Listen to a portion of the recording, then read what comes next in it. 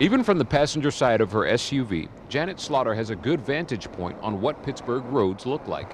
They were snow covered and icy. We saw a lot of trees down on the side. We were amazed that they weren't as clean as we thought they would be, and I do understand that there's a lot of roads that needs done, and they're trying to do the main roads first. Dr. Howard Slaughter Jr. knew what to expect with driving conditions on Monday, and he decided to help his wife out. It's very cold out here, and in many cases, it's better to have two people in a vehicle than one, and certainly it was important for me to make sure she arrived at work safely. Some people were not as fortunate as the Slaughters. Heather Marshall was not getting anywhere fast. I'm just stuck in a little rivet, that's all, and it's just like ice that's built up right here. I was able to give her a hand and get her moving again.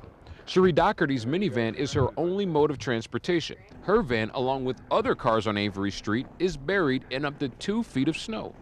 It's a little frustrating, but fortunately, living on the north side, you can walk to a grocery store and the post office, so it's not as bad as for some people. And garbage collection has been suspended indefinitely.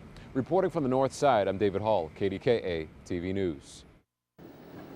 If you're in Pittsburgh, you don't have to look very far to see streets like this, snow-covered and icy, some 4 days after the storm hit. I think it's really become apparent through this snowstorm that the present system isn't working.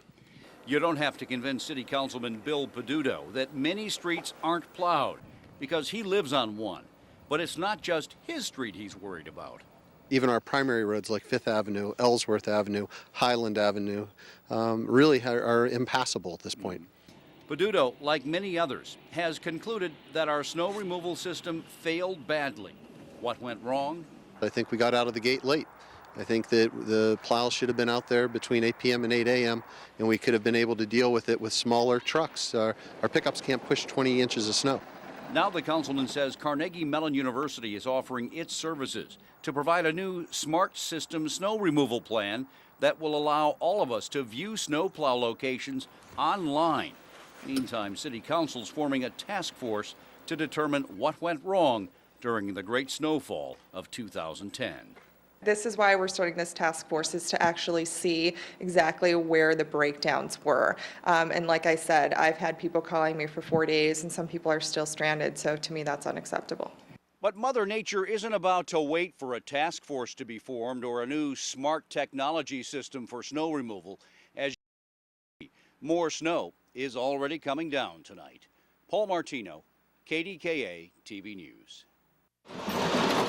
PennDOT pays the city of Pittsburgh over $500,000 to take care of some major state thoroughfares in the city. But when those roads weren't getting cleared earlier this week, PennDOT stepped in.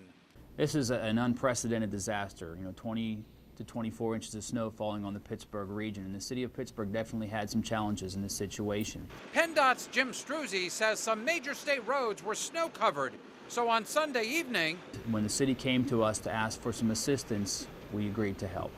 The first help came on Monday and Tuesday to some city roads like Forbes Avenue, 5th Avenue, Bigelow Boulevard, Carson Street, and Frankstown Road. PennDOT helped with loaders, plows, salt trucks, and graders. Then there were those state roads PennDOT was paying the city to clear.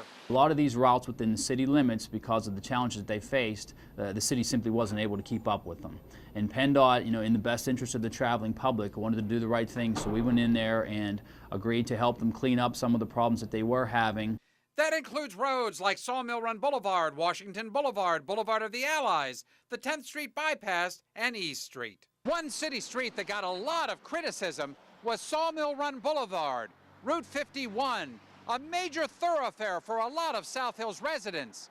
Now that PennDOT has taken over, the street is basically cleared, although there is still a lot of ice and snow in the median strips. While we were on 51, we saw 2 PennDOT plows go by, a sign that the state is taking this obligation seriously. We're going to put as much effort and force into it as we can afford to spare at this time. And while the city will need to reimburse PennDOT for the help, the state felt the assistance was needed now. So essentially it was PennDOT to the rescue. You could say that, yes. John Delano, KDKA-TV News.